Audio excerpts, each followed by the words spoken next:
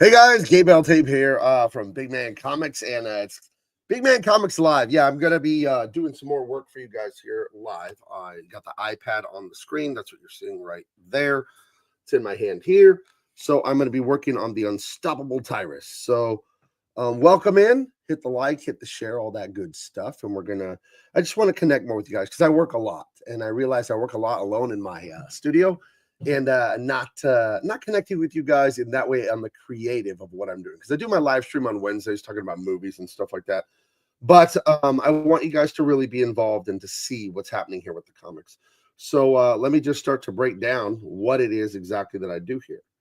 So well, you know what, I'll work for a little bit, and then I'll wait for some more people to come in. But yeah, having a great time. I'm having a great day. I what I've been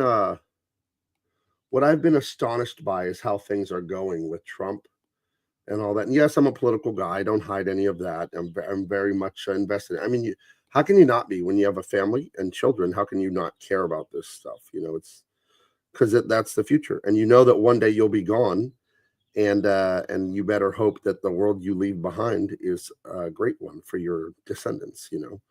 That was done for me, right? It was done for all of us. We wouldn't have what we have if it wasn't for our ancestors. So to me, it only makes sense to respect the future, and to respect the past too. And the way you respect the past is doing your part to build the future, just like it was done for you. I think that's a very simple and moral concept.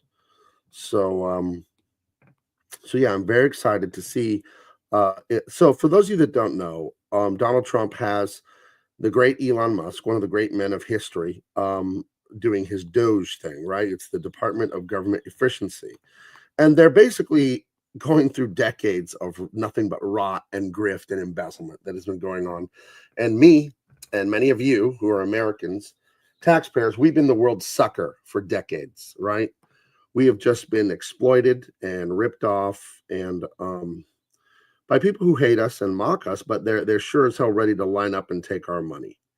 You know what I mean? They're very ready to just, oh yeah, we're going to take your money, but we're going to say ugly, stupid Americans, this, that, and the other, and then to the tune of hundreds of billions of dollars, they're taking our money. And there's this, I guess, this organization called USAID. It was signed into law or signed as an executive order by Kennedy back in the 60s. And this is the heart of darkness. This is where all of this international bullshit goes on. And what the way the scam works is like, you start a non-government organization, right? An NGO, and those go around the world and they influence things. They use money to buy and do and facilitate things to affect change around the world, except for the part where they're non-government organizations and they're just funded by our government. So how that's a contradiction in terms, right? I mean, how is it non-government if it's funded by our government, which is, by the way, my tax dollars funding things that are going to undermine my country? Why the hell am I paying for that? So Elon and them have found, I think, hundreds and hundreds of billions of dollars of nonsense, of every horrible thing you can think of is being funded by this stuff, all in the name of righteousness and good, but it's just a ripoff. And if I had to guess, here's how I think it works. This USA thing exists, and then it's like, oh, I'm going to start an NGO. Me, Gabe, I'll start one. And it's, for the teaching, blind, whatever, something, albino children how to read.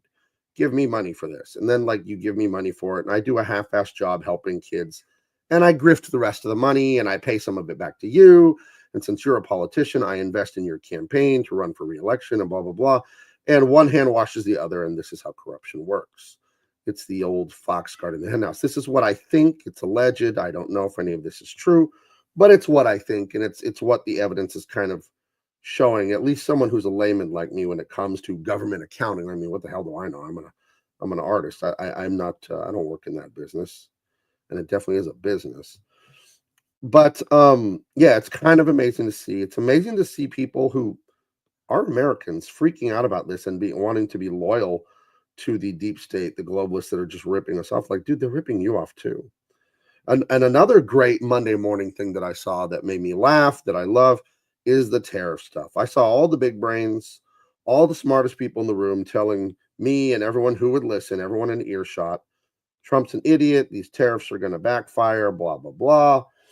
And, Mexico this and Canada that. And it's weird. Like, you're an American and you're like, Mexico first, Canada first, America sucks. And What's your problem? Get out of here then. You know, if you're on this team, then be on this team.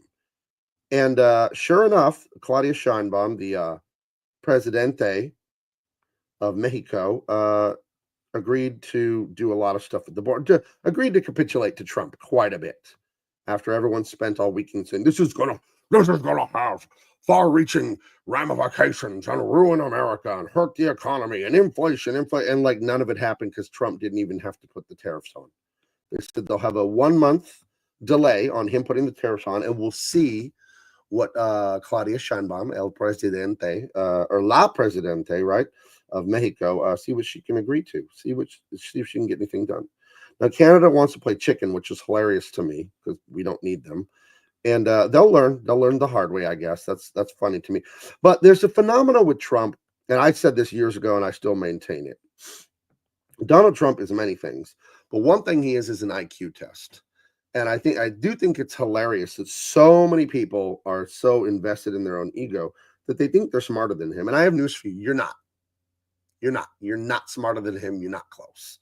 Okay. And and it's conservatives and libertarians and the left lunatic blue hairs that hate him. But there's a class of conservative that is the anti-Trumper. Like, oh, gee, look at Trump did this and Trump did that. And they can't stand not being the big man, the smartest guy in the room, the professor, the one telling everyone how it is and what it is. And there's a lot of those on the conservative side. And they make me laugh because they're stupid. And again, I'm a conservative, but I know these people. I see these people. And they're always criticizing Trump, and Trump never knows what he's talking about. And it's been 8 years of them being wrong about everything and him being right. It's been hilarious to watch. And again, I just don't understand from the conservative side. I mean, I guess I do because it's their ego of why these people are like, you're allegedly conservative, but you're anti-Trump, who has been the greatest conservative president we've had in decades. Better than Reagan. Oh yeah, for sure. He's the best because he doesn't just talk it. He's doing it. You know, he's actually doing it. And there's much wailing and gnashing of teeth from all the bad people. It's nice to see. You know, so yeah, I am kind of mystified by the people of Trump is an idiot. Elon Musk is an idiot. They don't know what they're doing. And then they just continue to win and succeed and get results again. And the people that criticize them have little to no results. Welcome in, Vizinger, a.k.a. Elo Taku, a.k.a. the Weed Killer. That's a lot of nicknames, dude. That's 3 nicknames in one name. Come on now. That's a lot. You're being stingy with the nicknames.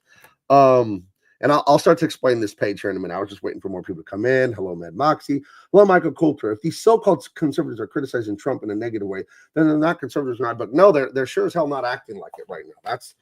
That's for damn sure. But yeah, no, it's a fun time. Trump's first 2 weeks, it's the most effective change in America to promote Americans and the middle class in my entire lifetime that I can think of. I'm 46 years old. And this cultural rot of just, hey, America's the big suckers that are going to pay taxes and fund everything and send our soldiers to die and pay for every fucking thing around the world. It's over. And they're freaking out. It's like, yeah, we're not going to be your little bitch meal ticket anymore. Jeez. And these motherfuckers in these other countries take all our money, all advantage of us on trade deals, all this stuff, and then have the nerve to call us ugly, stupid, fat Americans. We're the best people on earth, by the way. We're the best. You all look up to us. You watch our movies. You listen to our music. You wear our fashion. We lead the way, and you're just jealous. Okay, that's what it is. You can't stand it. And we send you our aid. You don't send us your aid, right? Right? Because you're better than us, right? But we're fucking paying for everything. Well, that's over. Thank God that's over. So here's how this works. So these are pencils from Akeon. He illustrated Dean Cain, All-American Lawman, and he's doing great pencils on this book. And then I'm doing the inks. This has come along great. This is page 33. He's done up to page 40. He'll probably get me. He's turning around 10 pages every 2 weeks to 2.5 weeks of pencils. That's amazing. It's an amazing thing if you sit your ass down and work hard and you don't engage in constant internet drama. You can actually get these great books done for the fans and the backers who back your crowdfunding. It's kind of awesome. It's a great concept. Why didn't anyone think of it before? So what I'll do here is I'll look at it and I'm like, okay, I like this, I like that. But there's some stylistic things that I like a little bit different. So you'll see like right here, her face, I changed it a little bit. The eyes, I kind of open them up. I do a different style. The lips, I make them a little more full. And the glasses, I just finished it because he just suggested them there. Again, his pencils are fantastic. Here, I went in and just kind of redrew the pencils to straighten the face out. I noticed it was slightly crooked, but that's okay. They're just pencils. Pencils can be a little off, a little crooked. The pencils just to suggest to me what to finish. And again, these are excellent pencils. But yeah, I went in and kind of straightened that out. So I'll be inking that later. You know, so the first thing I do when I work on a page is I'll put the panels on. You know what I mean? I'll just make this thing here. I'll just make that there. Very easy on the iPad. It does rulers for you, and then we get going on the inks. And I only use one pen. A lot of people use all kinds of textures and pens and all kinds of things when they ink. I only use one. I would totally recommend not you all these inks like this graffiti spray and hatching and all the. Don't use it. Like don't, because in real life you just have a pen, right? You just have a brush. Then you could use a toothbrush for splatter or whatever. I use this pen for 99% of things. It's just a regular old inking pen. It's a great pen designed by Clayton Henry. He works a bunch for Marvel and DC and all the companies. Sold it for like $5 on his Gumroad. I will use occasionally. I'll use this splatter, just a little bit, but a lot of the splatter I've done by hand, just by dotting it on there. And then the only other one I use to save time, the only other pen I made it's brushes for trees, right? So if I'm making a bush, I have this thing here, and I could dot all those like leaves in by hand, right? Tick, tick, tick, one at a time. But you see how this is faster. So the iPad, Photoshop, Procreate, Clip Studio, they don't draw for you. They sure as hell help you with some shortcuts, though. So yeah, and they help you with editing and corrections and all that stuff. Weed Pillar says he's not a conservative nor a liberal. He hear about these TDS conservatives. Yeah, the Trump derangement syndrome conservatives are hilarious to me. But it's like they're the guy. There's a kind of person. Okay, I'll tell you what I think intelligence is, and you tell me what you think. To me, intelligence is knowing that you don't know things and constantly being curious and constantly having this insatiable thirst for knowledge. That's what I think intelligence is. The minute you think you know everything and you don't need to ask questions, you just need to tell everyone how everything is, you're in big trouble, because none of us can know everything, right? None of us can know everything. So you must be constantly, and even the things you don't know. You think and then you'll find out, oh, I was right, but I was slightly right. I was wrong about this detail. And you should be learning and learning and learning until the day they bury you. That should be your mental stance. That should be your own personal culture when it comes to knowledge and accomplishment. Is ask yourself, what don't I know? I saw this guy. He's like a world chess champion, and he's a very highly accomplished. And he's developed his own system, and he trains people who are highly accomplished on how to think. And he says his main thing he does, and he has a whole system for it. But the general idea is what I was just saying, and I was happy to hear he thinks the way I think, because he's very intelligent, very accomplished. Is the MIQ? This is his concept. The most important question. What a high IQ and knowledge are is being able to see the world from 40,000 feet. Instead of seeing one pine needle, one maple leaf, you see the entire forest and you understand, oh, that's a forest. Most people are 2 inches away from the bark of the tree and they go, well, it looks like we got a little bit of bark here. It's like, no. Back up, like back way up, look at the whole thing and just kind of summarize the data. And that's what a high IQ is good pattern recognition. And you can actually train that. It's mostly genetic, but you can train that in yourself by just having, as I said before, a mental stance of, well, what don't I know? What don't I know? And the answer is like pretty much everything, all of us. Einstein said something about the bigger the white circle of knowledge is, the bigger the dark ring of the unknown around it is, right? As we expand our knowledge as people. So the more you learn, it's like a little kid going, why? Why does the car need gas? So it can run. Why does the car need to run? So we can get there. Why do we need to get there? Because we need to buy stuff. Why do we need to buy stuff? Because we need to eat dinner. Why do we need to eat dinner? Because we need to. That's how knowledge works. Like there's this endless why, right? So and it never ends. It's bottomless. So you should always be thirsty to ask questions and not be comfy with what you know. So I think a lot of that. I think a lot of where people go wrong in life is their ego. And you have an ego. It can't be stopped. You're going to have an ego no matter what. But I would say kind of redirect what's important to you in your mind. And instead of like, oh, what's important to me is I'm right and everybody knows it. That shouldn't be what's important. What should be more important is I get to the truth, and I'm proud of the truth. You know what I mean? I'm proud that I actually know the truth. And it isn't my truth, and I'm not proving everybody wrong. It's verifiable truth. Like it's like we could do repeatable scientific experiments and things like that. Like we actually know it's true, you know. So and just switch your ego to wanting to know that, wanting to be known as someone who knows that stuff. And you know, use your Scott Adams. He's a great philosopher in some ways, pretty obviously a very smart guy, very accomplished guy. And he says, you know, use your ego as a tool. You're never going to get rid of your ego, especially as men. We have such a drive to accomplish things, right? Man, that's where we find our self-worth as men. What have I done? Right? You know, women have more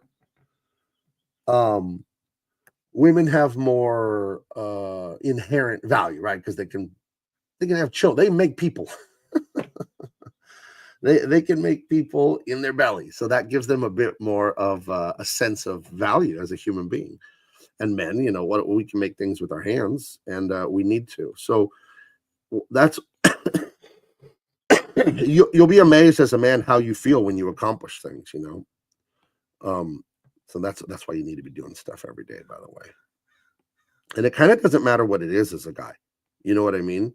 Like we'll make challenge and accomplishment out of anything, you know, like, oh, who can spit the furthest? Like it's something as stupid as that, let alone actually accomplishing real things of invention and procurement and provision and protection.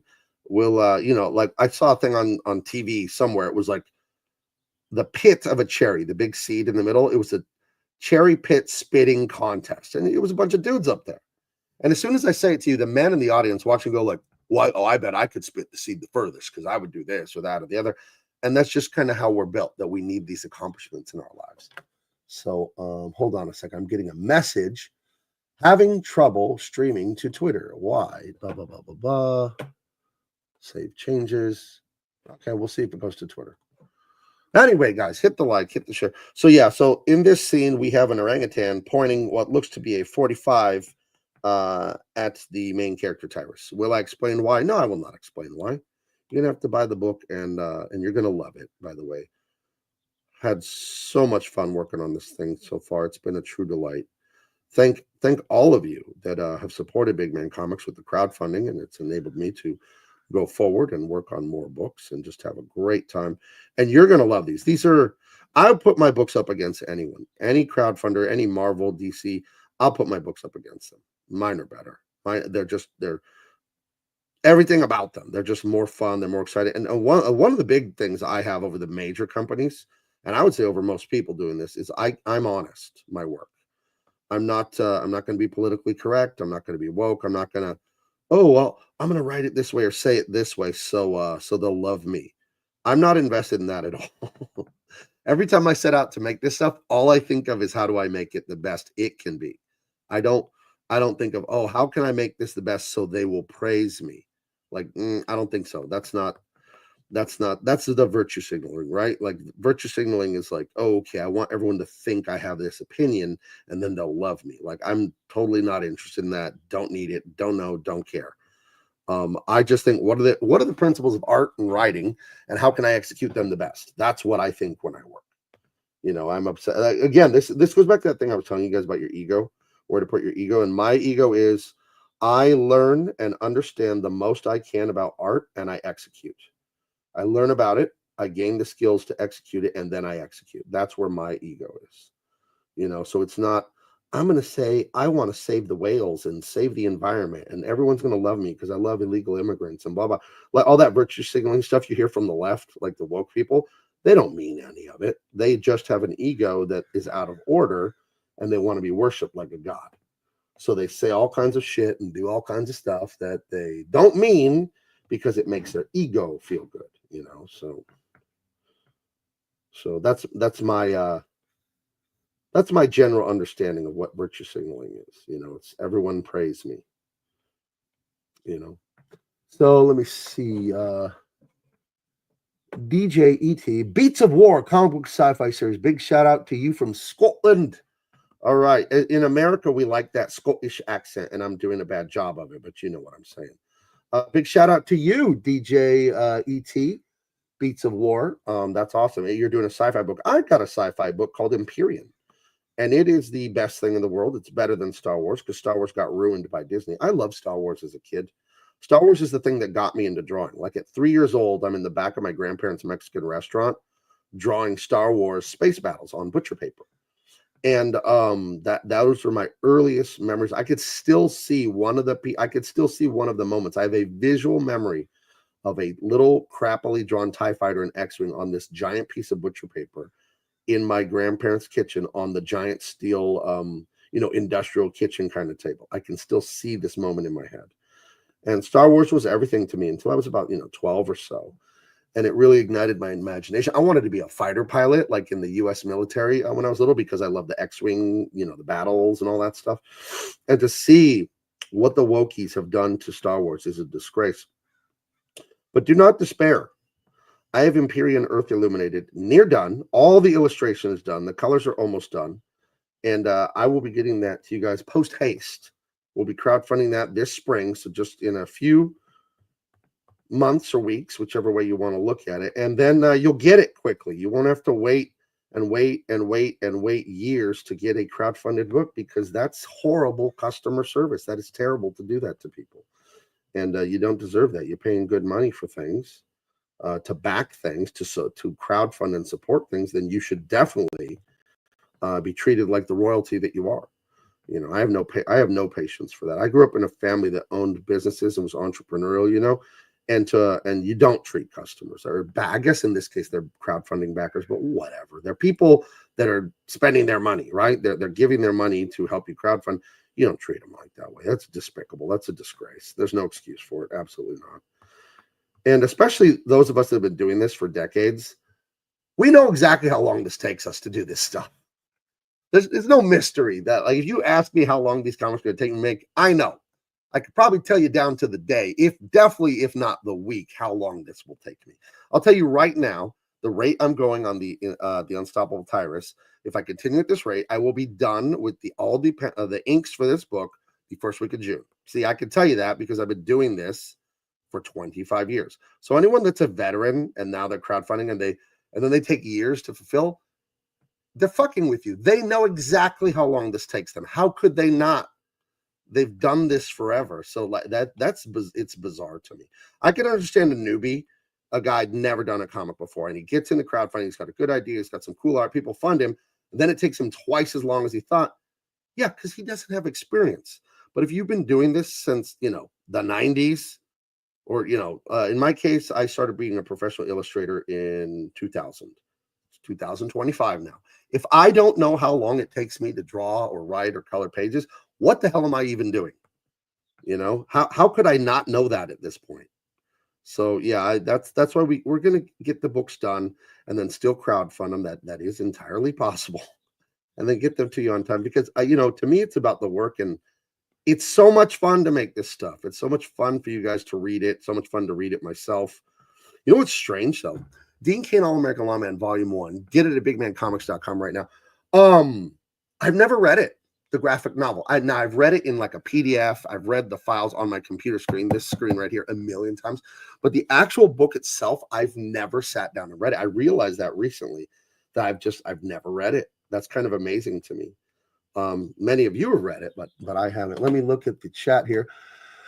DJ Beats of War comic book sci-fi series. I've been following your work from Rippaverse and we're getting some of your books. Thank you. You should get all of my books because they're the best written and have some of the most gorgeous art out there. It's a lot of fun what we're doing here. But yeah, thank you for the support, man. I'm going to make this all black so it has more contrast. It really means a lot to me. Gabe, is it possible to make a comic, build an audience, and sell it while being out of the spotlight? Or is YouTube and putting a face on your work absolutely necessary? Why do you think I'm here right now holding an iPad and inking a book? My actions should speak louder than words right now. Yeah, it's listen, this new world of social media that ain't so new anymore. You got to be out there. You got to be a personality. If you don't have personality, grow a fucking personality. Now I have a personality. I'm not shy at all. I'm fun. I can improv. Like, you guys see how I am. I am a natural radio broadcast kind of guy. I can just talk extemporaneously, right? I don't have a script. I'm just going. Stream of consciousness. It is genetic to be able to like talk like that, but it can be learned. You can learn to do anything. It's like, yeah, I always say tall people are going to be better at basketball more easily. Short people can get good at it. It's going to be harder, but they can get good at it. So if you're shy and you're not great at talking publicly, okay, it's not impossible. I look at everything like this in life. Does it violate the laws of physics? Then I don't want to hear your whining. It does not violate the laws of physics for you to talk and be entertaining, even if you're not naturally that way, personality-wise, like I am. Then just figure out how to do it. That's your choice. There's no, you get to be a boring, shut-in weirdo, and then people will still love you. That's not, I mean, that's just not how it works. Nobody owes you anything. Nobody, who owes me anything here, right? Like, no, I understand. I am an entertainer. I don't just show up and stick my hand out and go, money, money, I'm making books, money. That's like, no, why? Well, you guys don't owe me. You'll give it to me if I earn it. That's how that is. Let me look at the chat here. Kara73, I showed my friend Dean Cain All-American LAWMAN. He loved your art. Any updates on volume 2? Yes, I'm going to be rewriting the script probably next month for volume 2. Right now, I'm working on the Unsolvable Tyrus. That's this right here. And then I am working on, and don't ask me why there's an orangutan with a 45 ACP. Don't ask. But it's a really fun book. And then I am also working on Empyrean. It's almost done. Empyrean has been completely illustrated. I'll show you. I'll take the time out from inking for a minute and show you some of Empyrean. Empyrean. Let me open that file. That book I'm going to crowdfund very shortly. I'm hoping March or April. Do not hold me to that. We're trying to figure some stuff out, but that's what I'm hoping. But let's open up Empyrean. Let's open up a few pages. Why are these out of order? What the hell? Okay, we'll open that. We'll open this and this and this. I'll open up a few of them. Okay. Open with preview. Okay.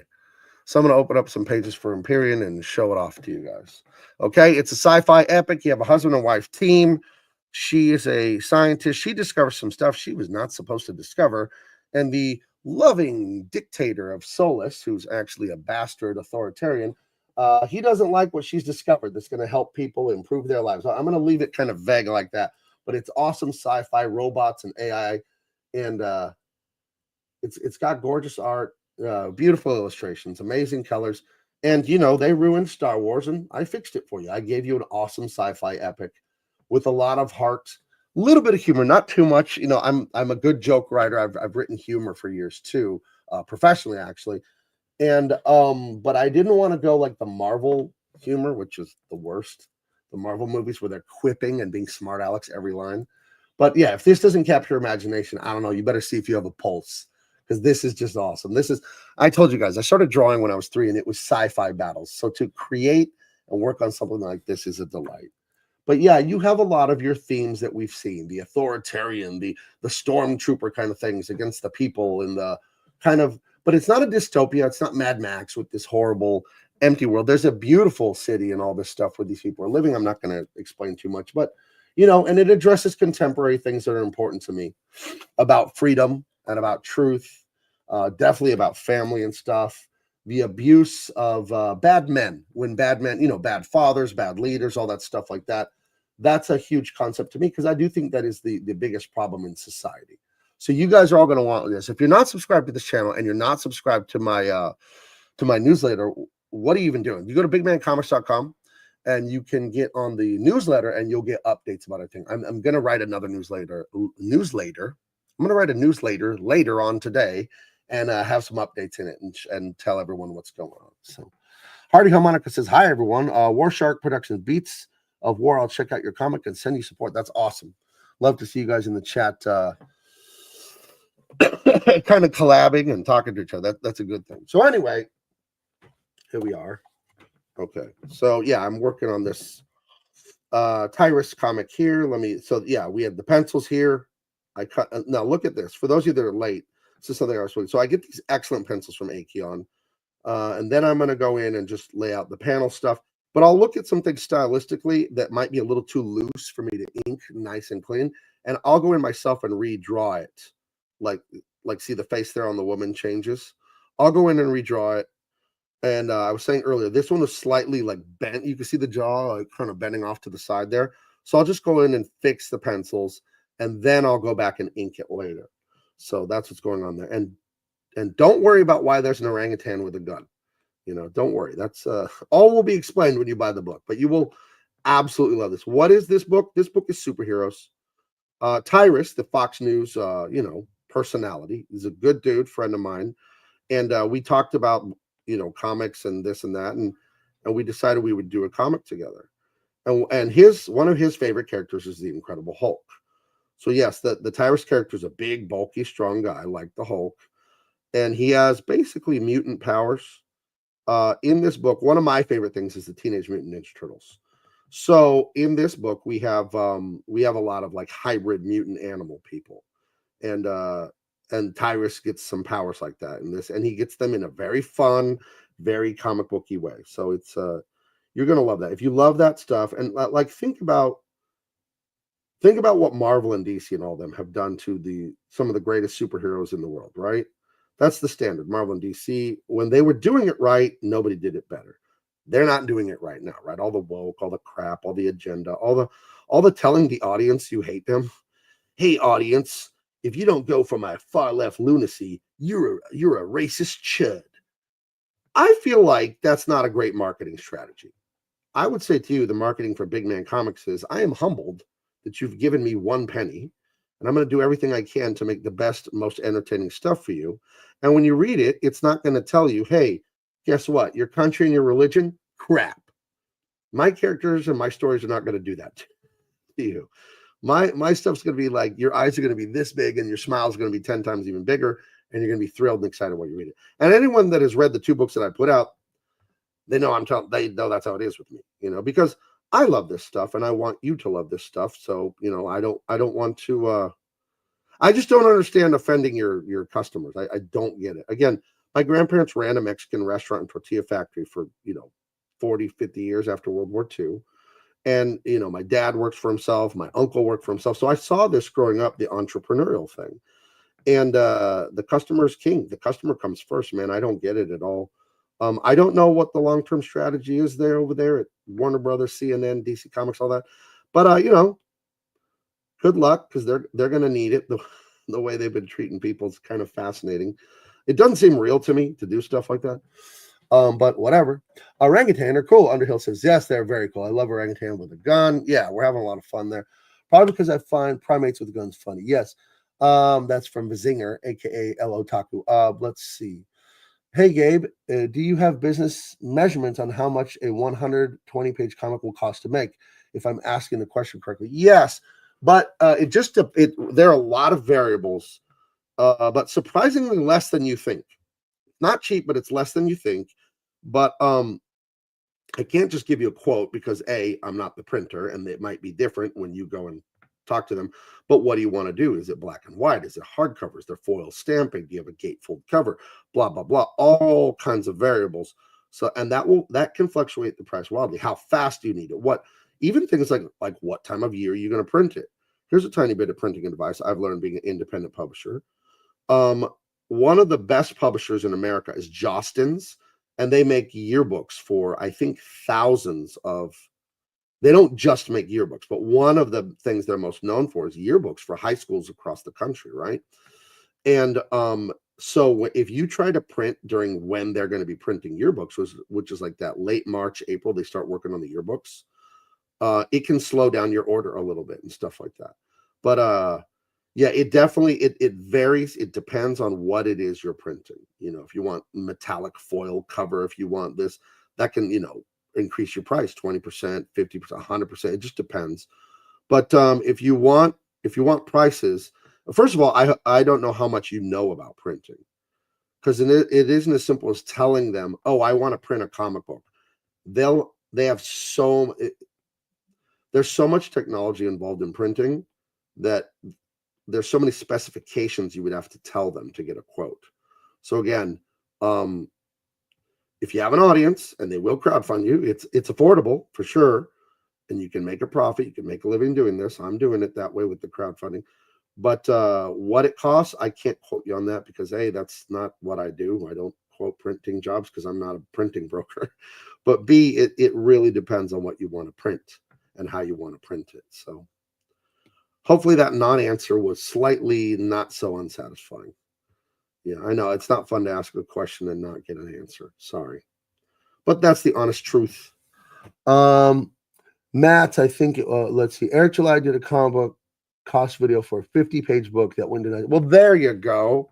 There you go. Go search Eric July's channel, and if he had a in-depth video saying what he paid for a thing, then yeah, check that out. I wouldn't do that myself. That's not my style. I could tell you right now what the Dean Cain books cost me, and I don't want to. I don't know. That's just not information I share. But I'll like I said though, what I did share was I crowdfunded it and I made a profit. So that's how much they cost. And there's nothing wrong with making a profit. That's why you're in business. The first thing you learn if you take an economics course is the point of being in business is to make a profit. And people, that's greedy. Well, first of all, that's loser mentality to say it's greedy. And no one said is to make a profit above everything else and screw everyone over making the profit. But it's a very simple concept of if you don't make a profit, you have to close your business. So don't trust anyone that tells you, oh, he's just doing this for money. You have to make money to stay in business. If you don't make money, you are out of business by definition. So yeah, it's a little funny. I don't trust anyone that says, "Oh, I don't care about money."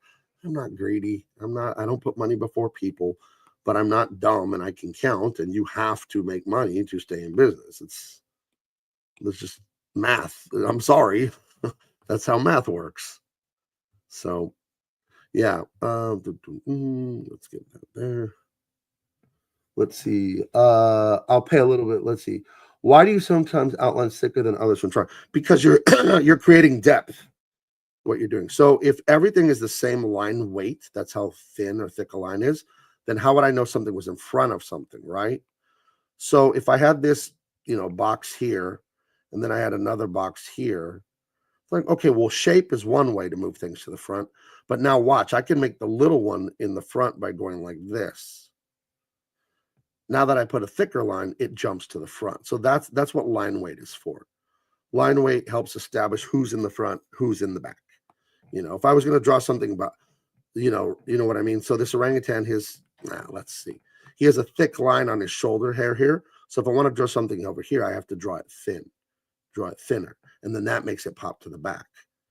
Okay, so that's what line weight is for. So the line on this gun here is thick because I want to establish that, yeah, that's in the front. That's in front of his shoulder there. So that's what that is. Good question. Let's see. DJ ET beats a war. No profit, no business. Yeah, it's just a mathematical fact. It's not about greed.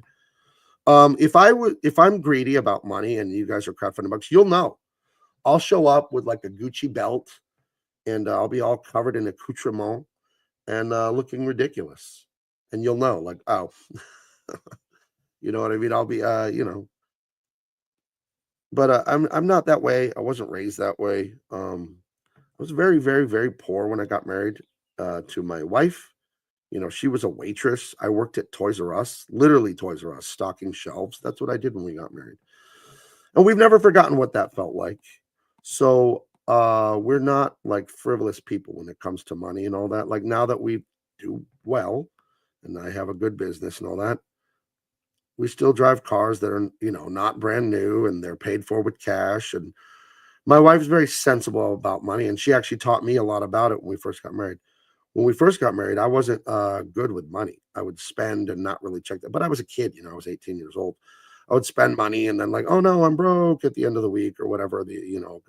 And how did all that money get spent? And it was very irresponsible. And I had to learn how to really be more responsible with money. And it's something I've figured out, to me, lavish things, I just kind of don't care. I want good things, that are quality of this and that. I'm not going to drive a broken car that I'm fixing every 5 minutes. But there's nothing wrong with buying a car that's a few years old, that's used and paying cash for it instead of, oh, you got $1,000 a month car note. Like, dude, that's not wise. Sorry, it just isn't. That's unwise. So I like unwise too as a term I made up. But as opposed to foolish. But yeah, I think, when it comes to money, I think that it's important to control your impulses. Don't be nuts with it. Like, oh, I have money and I want to do this, so then I'm just going to do it. But I think the car is a big one for a lot of people because you want a car, you want it to look nice, you definitely want it to be reliable. And then when you're young, the younger you are, the more worried you are about the car looking cool or whatever. And I get that. I was young and I was worried about the car looking cool or whatever. But I remember I bought a like a an affordable Toyota back in like 2007 or 8. And I was explaining to my kids I could have gone out and leased a really expensive Mercedes or whatever to show off, and then we would have had this huge bill around our necks as a family, and that would take away other opportunities and the ability to save or pay off this or do that. But dad's driving a Mercedes, and like just think about that for a minute, right? Now, if the Mercedes, if buying it doesn't affect your life in any way, shape, or form, then buy it. Don't deny yourself something if you can afford it. I remember my grandpa said about money, don't stretch your legs longer than your blanket. And I like that. Someone told me that was also a Turkish saying, which is fascinating because my grandpa's not Turkish. So, but yeah, don't stretch your legs longer than your blanket or your feet are going to freeze, right? So, but that wasn't a concept I was good with when I was like in my early 20s, when I first got married and stuff. I would stretch my legs longer than my blanket, just being frivolous and wasting money on stupid shit too, comic books and just going out here and there. And but yeah, you definitely in business to make a profit. And anyone that wants to make you feel bad about that or whatever, I wouldn't trust them. That's doesn't make any sense to me. I definitely wouldn't listen to them. You should. I mean, I'm an American. Many of you are Westerners. We're capitalists. We're here to make money. You don't have to be evil to make money. You can make it ethically and work hard, make a good product, treat people right, and don't be a pushover, and you're going to be fine. You know. Well, that is one thing about life that you have to do is one of the most important things you have to do is not be ruled by fear. And fear comes in very, very hidden ways. And you don't realize it's fear. I have a theory on this that most of the bad stuff we do, you think it's selfish and indulgent, but it actually, if you boil it all the way down, in my opinion, it's actually fear. Okay, and here's how I mean that. If I don't go eat the birthday cake, the really unhealthy food, right? It's going to make you fat, make you sick, make you whatever. If I don't, here's the fear. If I don't eat it, I won't be happy. Do you see how that's fear to indulge yourself? If I don't do the bad thing that feels good, then I won't be happy. That's actually fear. You're trying to, because ultimately the 40,000-foot view is you're trying to avoid discomfort with pleasure. So that's why the self-indulgence is actually fear. You think, oh, he's trying to have a good time and party and blah, blah, blah, and do all this stuff, drugs, whatever bad guy stuff you're trying to do. But it's actually based on fear. That's what I believe. I could be wrong about that, but that's how it looks to me. Because again, there's a fear of not having pleasure. I love how this thing makes circles, by the way. Watch it. This is, again, another great time saver from the iPad. So I just draw a circle. I can draw it wiggly, and if I hold the pen, it straightens it. If I tap the screen with my other finger, it makes a perfect circle. See, stuff like that is just such a time saver. Such an amazing time saver. Let me read the chat here. Antonia 707, make money, Greta voice. How dare you? Who's Greta? What? I don't know. I'm missing that. Sorry. Kara 73, what are some of the ways you create shadows through shading or something else? Shadows to me are about gradients. So what you'll see here, this is called cross hatching, and you're building a tone of gray to a tone of black. Even though all of it is 100% black and white, what you'll do is build it up. And you can see that by the thick to thin. So I can, and then the shadow should follow the shape of the thing. So if I just have a thing here, I can start putting some lines on it, right? And I can start making the lines thicker and closer and closer and closer and closer. And like, oh, that's pretty good. And then I can take some other lines and I can go, with this thick lines here.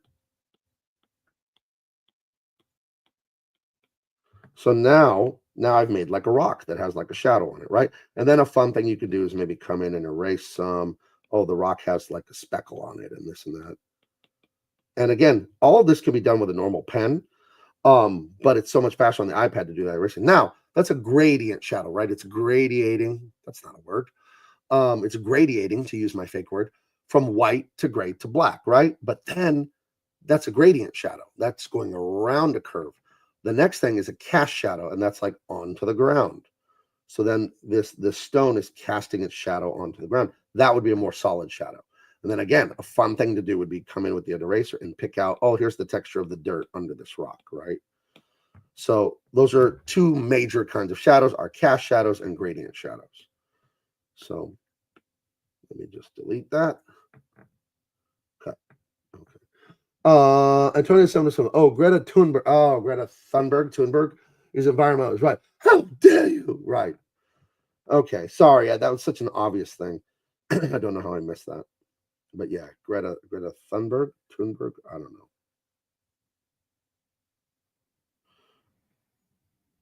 See, in the second one, see, the pencil's incorrect here.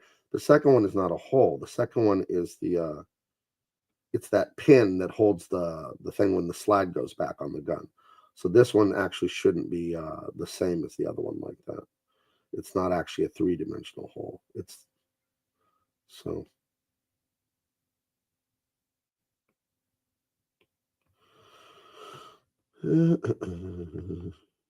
Yeah. So yeah, I don't know how many days a week I'm going to do these. I was thinking all ambitious, like, oh, I'll do these 5 Monday through Friday. I'll draw on here.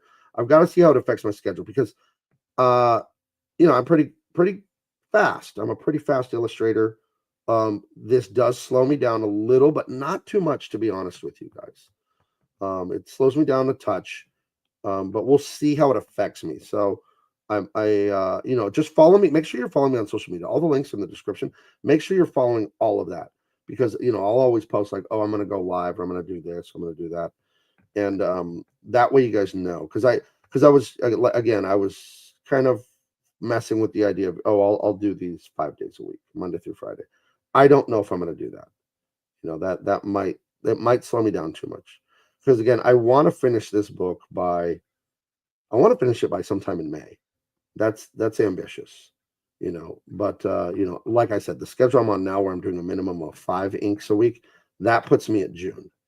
So okay, wow, we got a nice 45 there. Oh no, we didn't do the trigger guard, right? But yeah, just follow me. I mean, what do you guys think? Would you want to tune in all the time and hear the pearls of wisdom that I bestow upon you, and then watch me work on this? Is that something you're interested in? Let me know, because again, you're the customer. I remember working at Pizza Hut when I was in high school, and I was making it great. I was working at Pizza Hut, and we had anchovies in the refrigerator, but just a few little tins. You peel it off, your fingers stink the rest of the night. It's kind of gross. And I was like, who the F would order this is what I would think. But I would just make the pizza because it isn't my pizza. It isn't my pizza shop, and it isn't my money. It's like it was the customer and the owners of pizza. They all decided that they wanted that to be part of reality, and they just paid me to make it. So I'd say, okay, you want me to make a anchovy pizza? That's fine. I always thought anchovy pizza was like a meme, like a joke from like movies and corny TV. But I think in the 2 years, maybe year and a half I worked at Pizza Hut, I think I made about 3 anchovy pizzas. So people actually did order these things. It was fascinating. I don't know. I couldn't tell you. I've never had it. I never tried it. I suppose I could have tried it because Marty Middlebrook, she was our manager. She would let us make a pizza at dinner time sometimes. It was me and a bunch of high school boys that worked there.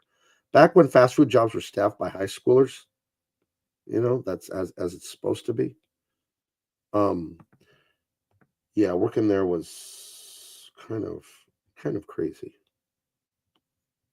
Remember the manager was this one guy. He was like, like 27-year-old guy, another one of the managers, and he was like into like, he looked like a goth rocker kind of guy, like dyed black, like the blue black hair, and he would play this weird music I wasn't familiar with, and I remember another guy. He was a senior in high school. I was a junior when I started working there, and we made the pizzas for my high school. They were like personal pan pizzas, like a 6-inch pizza, and we would every Tuesday we'd make like 300 of them that would be sold at lunch at my high school the next day. And I remember, and he would do it in a different part way behind the kitchen, like because he needed to spread out all these little pizzas on the table there as he made them.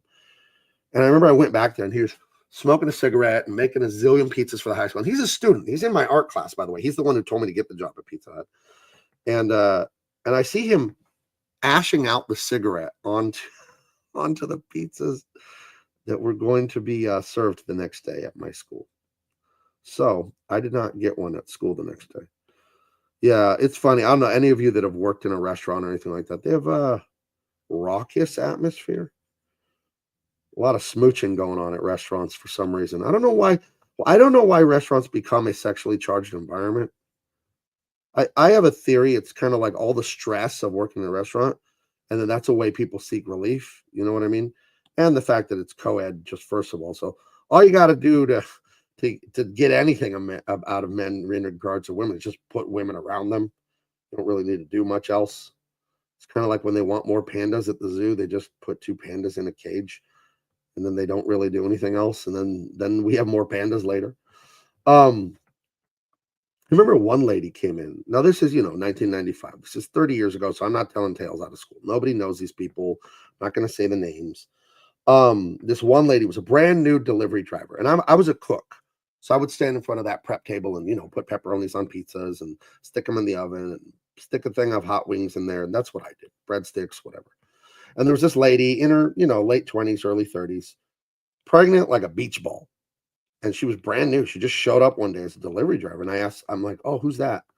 Like, oh, she's so and so. I don't remember her name. White lady with like reddish blonde hair. I do remember that. And she was so pregnant. And I saw her eating.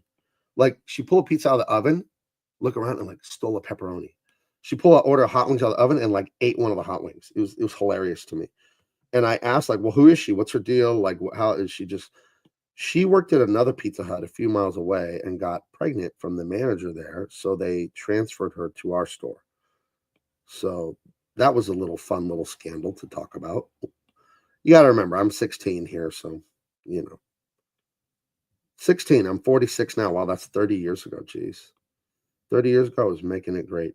I started working at Pizza Hut when the stuffed crust was invented. I stuffed so many stupid crusts. Like if you worked an earlier shift, which thankfully I didn't work many early shifts because I was a high school student, but if they wanted you in on a Saturday at 11 a.m., you're stuffing crusts, baby. That's what you were doing. And it was just 5 pieces of string cheese. You stick them around and you fold it over and then you punch some holes in it, blah, blah, blah. Let's see the chat here. I stand behind the fact that pineapple belongs in pizza and bacon too. It's even better. Pineapple's fine on pizza. People get so dramatic about that. I wouldn't order pineapple pizza, but I'll eat it if that's what there is. I don't prefer it. Let's see. On the other hand, Greta Van Fleet, great band from Michigan. They sound exactly like Led Zeppelin, who I hate. I hate Led Zeppelin, but I like some of the Greta Van Fleet songs. I don't know why I hate Led Zeppelin. I just always have since I was a little kid. Let's see. Curious about the reset on that trigger. I don't care about that. Like, whatever, dude. Is it going to be completely accurate? No. It's gotta. The thing about drawing, I think comics, when you're young, you're really worried about details and this and that and the other. And then as you mature as an artist, at least for me, what my experience has been is like, is it accurate? Whatever. It might be slightly accurate. To me, it's like, does it look cool? You know, I think making things photorealistic and accurate was what I strove for when I was a young man. And I realized, at least in my own experience, that was coming from insecurity of wanting to impress people with art. When you get older and you get more comfortable with your art, you no longer care about impressing anyone. I don't care about impressing anyone. I don't. What I care about is I understand art as well as I can, and I constantly learn more and more and more about it. And then I execute it according to those principles. So now the only person I'm trying to impress is me. What do I know about art and what the standards are that I have learned, and can I achieve them for me? And the byproduct of that is making something great for you. But if I get caught up in, well, I can't write this or say this or draw this because what will they think of me? Then I am not truly expressing myself. That's a guarded, phony ass opinion. And it isn't real art, because all art is self expression. That's all it is. So if I'm going to express myself, I need to be authentic when I do it. So yeah, about things being photorealistic, to me at least, that comes from insecurity. There may be artists that photorealism is what they love because they love it, and that's genuine and that's their self-expression. But I know for me, that's where it was coming from when I was young. I need to make it perfect, and every muscle and hair and fiber and every last thing about everything must be accurately perfect, so that way they'll know I'm a good artist. And like, nah, that's insecurity talking, dude. So that was something I had to get over. But again, that was me. That's not everyone, and that's not why everyone draws realistically. Some people really love drawing realistically for good, legitimate, healthy reasons, you know. So, but yeah, it's something I don't care about anymore. I was so caught up in it. It was very bad for me. But I just realized I won't name names on to the negative side, but you know, I'll take a Steve Rude or an Alex Toth over most people any day of the week, you know. And Steve Rude and Alex Toth are genius artists, and they draw very cartoony. And I'll tell you that I think they are way better than realistic artists, you know. Let's see. Underhill says, sorry putting myself in the scene. Don't be sorry. You're allowed to ask any question you want. I don't think I'm confronting you. I'm being transparent about me. I said being realistic and like totally photorealistic is bad for me, not for you, not for anyone else.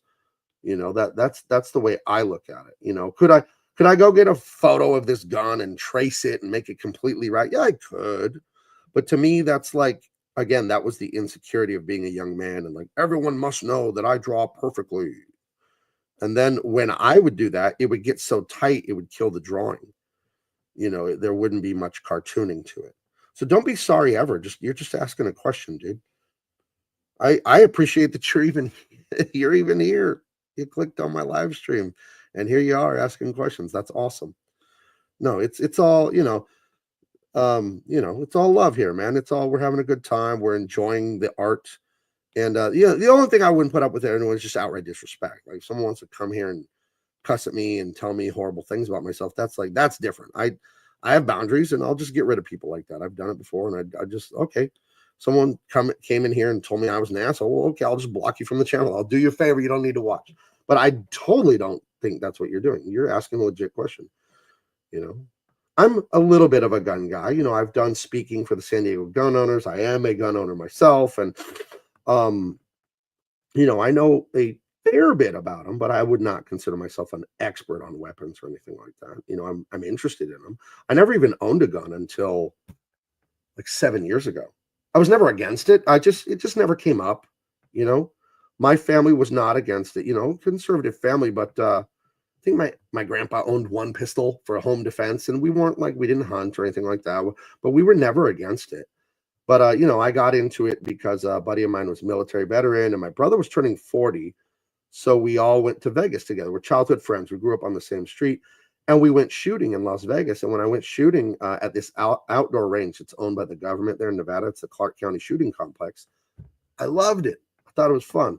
And then I thought about my rights and my freedom and all the stuff going on all the time on the news about they want to take your freedom away. And I said, well, I better exercise this freedom. I better be part of the reason that people get to keep this, because you see what happens in countries where they're not allowed to own weapons, right? Where they're not allowed to defend themselves. You do see what happens.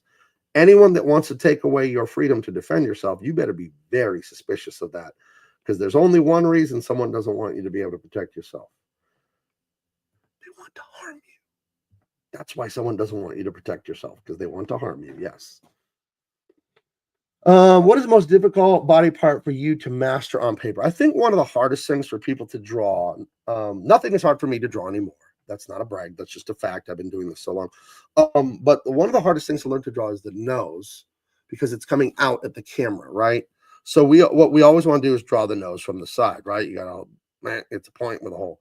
But when you start drawing it from the front like this, you really have to deal with it in 3D the entire time. And I would say that's the hardest part of drawing, is dealing with the three-dimensionality of shapes. But, you know, everything can be learned through practice, right? So it's just a matter of time. If you stick to something for a while, then it'll just work. You just have to get better. I remember talking to Jim Lee. Yes, that Jim Lee. He was my boss over there at Wildstorm DC Comics. And I don't think I was talking. I think I was reading an interview that he gave once about the skill and getting good at art and all that. And he basically said, how could you do something for 8 hours a day, 5 days a week? That's what he did. Okay, let me back up. He went to medical school, I believe, and his family wanted him to pursue some sort of medicine. And, you know, he went to Princeton. He's a very smart guy, highly educated, but he wanted to be a comic artist. And the story goes that after he graduated undergrad, and I could be wrong about this, but this is what I remember learning about him. he basically was given a year, either by himself or by his father, like, hey, you got your undergrad. Now I want you to go get your medical degree, but you've got 1 year to become a professional comic book artist. And if you can do it, then, don't worry about medical school. So he says he sat down like it was his job after he graduated with his bachelor's and would draw 8 hours a day, 5 days a week, like a real job. And then he got hired by Marvel Comics, like I think 8 or 9 months into that, at a convention in New York City or like that. They really like some of his samples. But one of the things he said from the that article that I read is, how could you do something 8 hours a day, 5 days a week and not get good at it? Because one thing about art, and it's specifically about art, and it drives me nuts to talk to people about this, is that this is a talent, what I'm doing.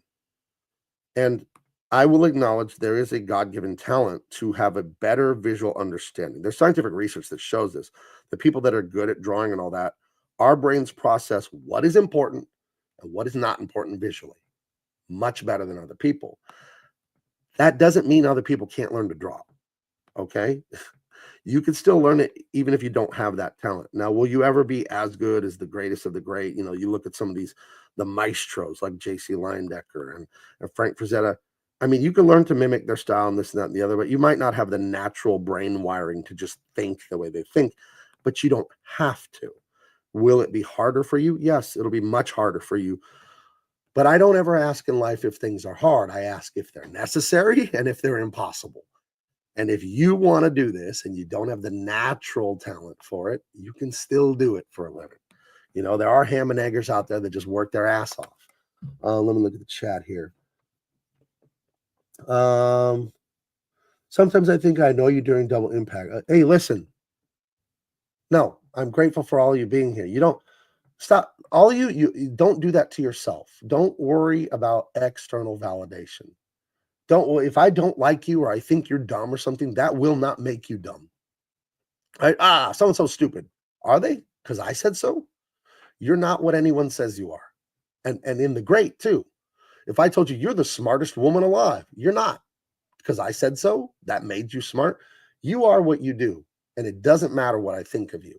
It doesn't. Don't live a life that way. Don't seek external validation. You don't need other people to give you permission to live, permission to think and say and do anything. So I'm drawing some rocks here. I'm trying to keep the texture organic and loose. And again, Kara, you asked about those thicker lines here. So now you see the thick. So this is the thick line on his outside of his arm here. I'm going to thicken up this front of the gun here outside because I want these contour lines. Contour lines define the shape. I want the outside of the shape. I want these contour lines to be thicker than the lines on the rocks behind them to make sure we establish that they are in front. Now you see here we have a little mistake where this contour line of the gun is thinner than the contour line of the arm. Now it's not 100%. You don't always have to do it that way, but it will help to thicken that up just slightly right here where I saw it was thin, because you want this line to be thicker than this line, or at least as thick so it doesn't like competing who's pushing who forward or backwards, right? I feel like there should be some hair right there. Right, so you notice the outside lines on these rocks are going to be thinner. Now I'm going to go in and add texture on the rocks, but first I'm going to establish the big shapes of where they are. Let's see. Antonius says, good to know in high school, hands and feet for him. Antonius, oh, you're talking about what part of the body is hardest to draw? Well, I'll tell you what, the parts of the body that are most important to draw are the hands and the face, because those are the most expressive parts. And in human being, as human beings, we are wired to understand other human beings. We don't have to learn it. Look at a baby. They start to understand you right away after just a few months of life. You know when something is drawn or represented incorrectly. It's wired into us. And most of that communication is coming from the hands and the face. And in the face, it's specifically coming from right here. It's coming from the eyes and the eyebrow, and the mouth, the nose. You can wrinkle your those give emotion, but emotion is coming from, because you can still tell his emotion. Let's do this. You can still tell this character's emotion. See, that's the original, and then that's my redraw there. I'll cover his mouth, and you'll see. You can tell his emotion from his eyes. You don't need to see his nose or his mouth. This is on a different layer. When eyes are open like that and you can see the white at the top, that's shock, that's surprise, or madness sometimes. But when the eyebrows are up like that, he's surprised. Now, what emotion does he have if I cover his eyes? You can't really tell. It's just bleh, just the mouth, but it's the eyes. That's where it's happening. You know what I mean? Look at here. He's kind of squinting, like, he's kind of like that, right? Over here, the orangutan in panel 1. Let's cover this up. He's got that one eye kind of half closed, so we know he's like, oh, okay. He's kind of aiming down the sides. He's kind of straining, like he's trying to aim this gun a little bit. And this is a comedy scene right here. You're really gonna laugh when you see what's going on here. You're gonna love this thing. Let's see. Claude Parrish says, I once ordered a Tarzan sketch from Mike Grell. I was supposed to pick it up at one of his comic shop appearances. He forgot to draw it, so I got to watch him draw it live like this. I love it. I worked with Mike Grell, freaking legend, and it was on a Young Justice comic, and we put Warlord and some of those characters in, and he did a few. I'll bring that up. Okay, I'll bring. What a treat to get to work with one of the industry legends like Mike Grell. I'll pull that up. I think that was the last year I worked at DC Comics. So I have to go into this folder, and then go look over here for Young Justice, Young Justice, Young Justice. Where do I keep those old files? And then I think it was about issue 17, if memory serves. What a fucking memory I have, huh? Is it in here? No, it's not 17, but I still have a great memory, so don't laugh. I'm going to find it. Okay, I'm digging through these. I'll find it. Wasn't that one? Okay, maybe it was 16. What issue was it? Oh, I can find this. I can find it, dang it. But yeah, Mike Grell, for those who don't know, great illustrator, I think going back to the 70s and stuff. And he made a Warlord, was kind of like a Conan the Barbarian type of figure. And oh, come on, there were some gorgeous pinups I did with him at the helm on this thing. Oh, come on. Oh, here it is. Okay, I found that one. Okay, here's just a little bit of it. Open with preview. Okay, we'll open this. Here's some Mike Grell right here. And yeah. Hold on. This is some Mike Grell stuff here. But yeah, it's got that classic look. Yeah, I think I did a great job coloring this. It was really solid illustrations. You could tell he's classic understanding of anatomy and just comic books and how they work. And then look at this pinup here, right? How great is this? This is classic 70s style. Warlord. I forgot the black guy in the back with the mace for a hand. Oh, I forgot his name. I think it was fantastic. I remember I'm surprised DC let these boobs go on these girls because they're very anti men enjoying anything. But we did it. We did it, folks. We did it. There's nothing wrong with loving the beauty of women. Get out of here. It's not perverted. It's perverted not to like it, by the way.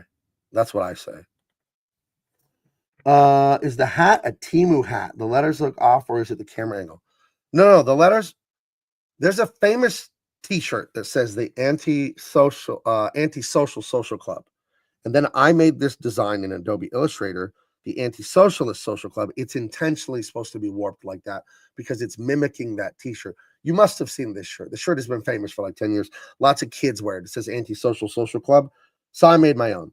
So it's not a Temu hat, but you can go on Amazon and upload your designs and print things. And they're actually really, really good quality. It's just screen printed paint on there. And I've had some for like 2-3 years, and it lasts. It doesn't flake off or anything like that. And Tony says, that's awesome. Pinup, you color that too? Yes, that was my job, was coloring that book. Yes, that's what I did there. So, yeah. So now I have these rocks in here, but I mean, that's not what a rock looks like, right? So now we need to add some texture. But we have to be really careful when we add texture to something like this, because you don't want it to be heavy. You don't want it to start competing with the foreground and all that. It's just a texture. So we have to, and again, we just think about shapes and we think about planes. Plane is the artistic word for the side of something. So, and when you put these contour shadows on here, you're saying this is this side of the rock. The rock has a side there. And then you can say, okay, well, the rock has another side here, right? So you're creating planes. And then you're building depth on this, And we'll zoom out so you can see this in a second here. But yeah, and So yeah, every time these lines are falling, you get, so see, you see how what that did there, right? So that created some planes there. So yeah, we're creating shapes on this rock here. And I don't like how even that is right there. So I'm going to go up here and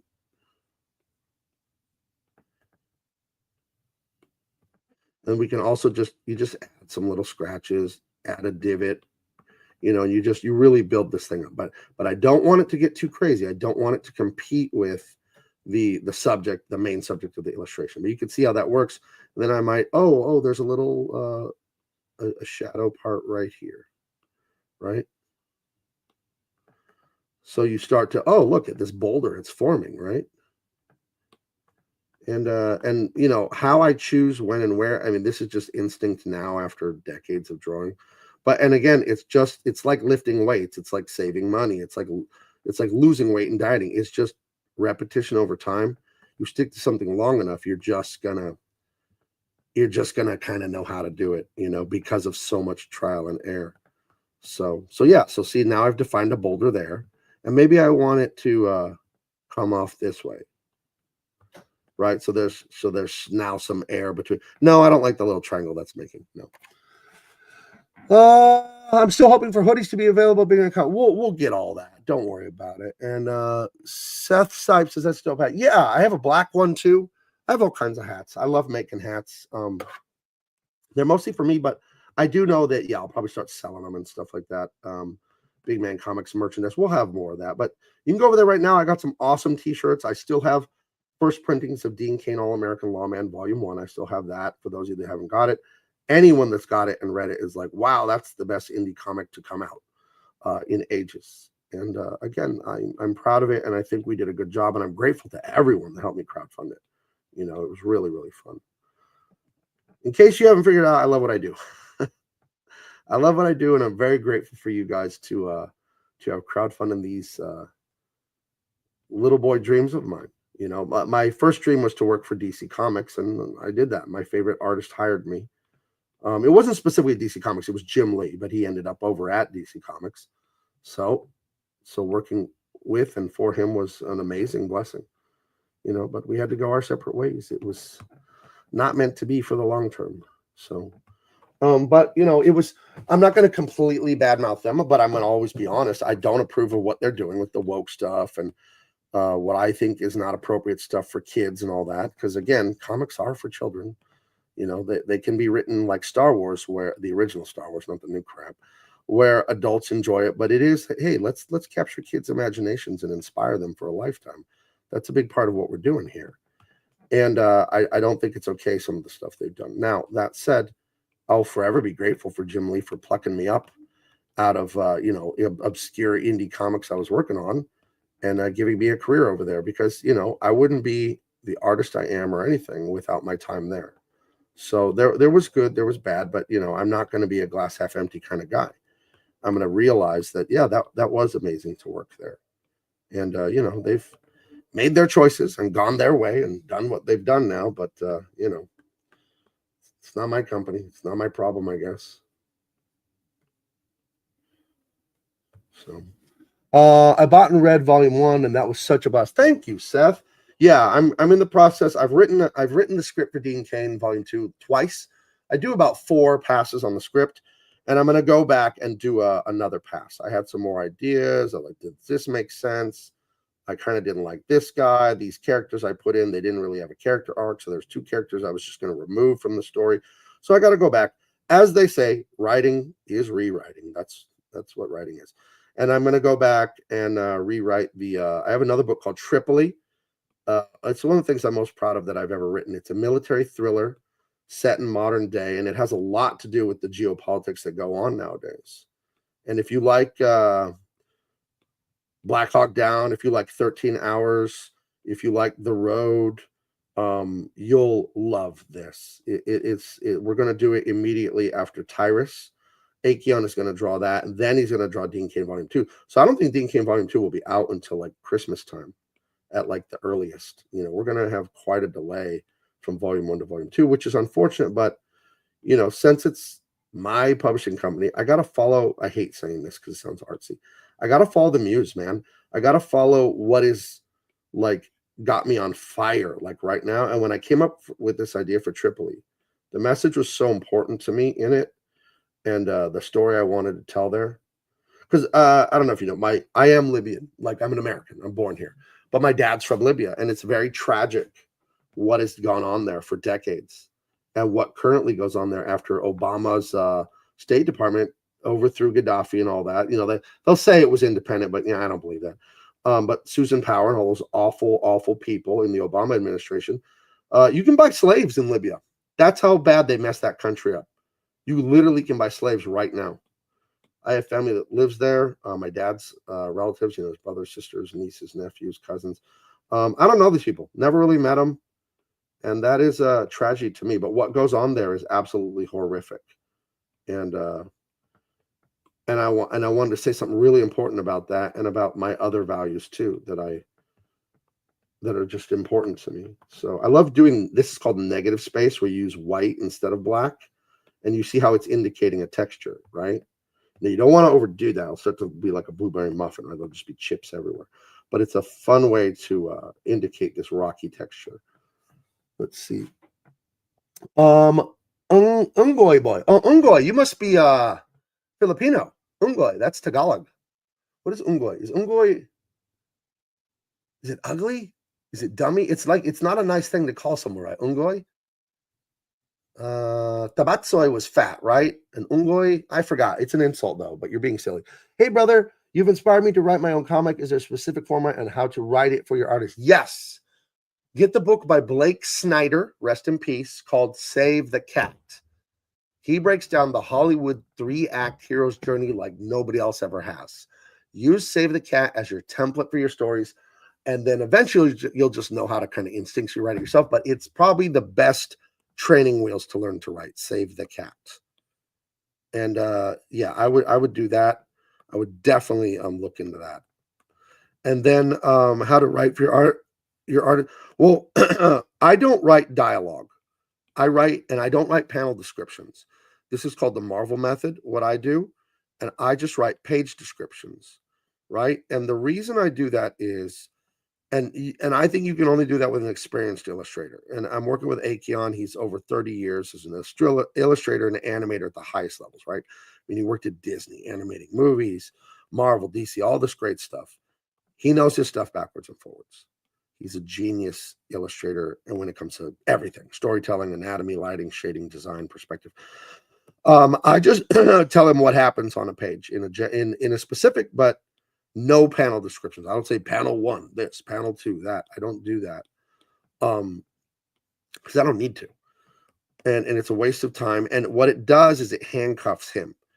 And then he can't feel creative. And he didn't tell me this. I know this because I draw too. I wouldn't want someone to tell me what to draw exactly. How could let's say I'm working with a writer that can't draw, because I'm a writer who can draw, right? But a lot of writers can't draw, and that's not a criticism. That's just a fact. How would a writer know visually what's better than I know? I'm the one who can draw. So if he's sitting there telling me that he thinks it should be drawn like this, that, and the other, I would be like, in my head, well, based on what? And it's not an ego thing. Like, well, I know and you don't. To me, it's a logic thing. Like, well, which one of us is really good at this and which one of us is not as good?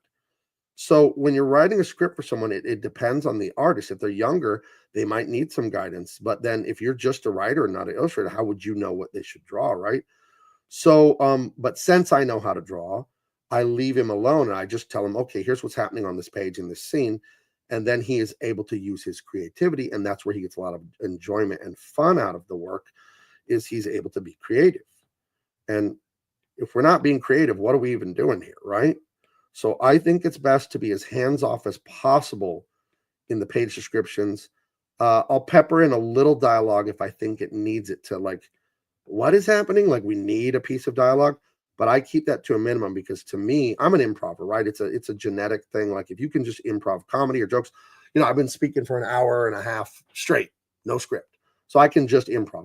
Language for me is just very easy. So when I see the drawings, I see the finished pages, I just improv the dialogue instantly because I know what I wrote, like, is happening. And then when I see what choices have been made by the illustrator, then I'm able to go, oh, okay, they're saying this, or, oh, okay, they're saying that. and it's pretty easy for me. So, okay, so now there's like the cliff is right here. We'll put a little bit of dirt texture, maybe some, no, that's ugly. A little bit of grass, and we're almost done with this panel. Look what we've done today, guys. Look at that's great. So we started off with nothing, and we've almost got an orangutan pointing a 45 at somebody. So here I'm just suggesting the outline of a tree. I'm not going to go in there and draw the leaves because I don't need to. And frankly, it would be distracting. It would anchor, I think, if I did too much here and didn't keep it abstract, I think it would anchor the page here instead of on the orangutan, and the orangutan and the 45 are the point of this page. So it is best just to suggest those. They're going to be lightened anyway by the color. Let's see. Ungoy, finally got it right, and it's monkey. Ungoy was monkey. I knew it was some teasing thing. My best friend's Filipino, so I learned a lot of Filipino words. Seth Stipe, war stories and political intrigue is my bread and butter. My team and I are making our first graphic novel about ancient war. Awesome. I use Blake Snyder's Save the Cow all the time. You should. It's the best training wheels for writing a script. It really helps. Thank you, sir. Very helpful. That was Seth Stipe again. Ungoy Boy says, thank you, sir. Very helpful. Hopefully I can meet y'all at a G&G or Nerdrotic meetup. Yeah, I go to Vegas for that Geeks and Gamers thing every spring. I'm sure they'll do it again this year. Yeah, I like meeting all you guys. I met so many people at conventions and stuff like that. Here's a tip about trees, okay? Plants. Pithical and apical. What does this mean? So you have a stem, right? And then you have a branch. You're never going to have a branch again on the same side before you have a branch on the other side.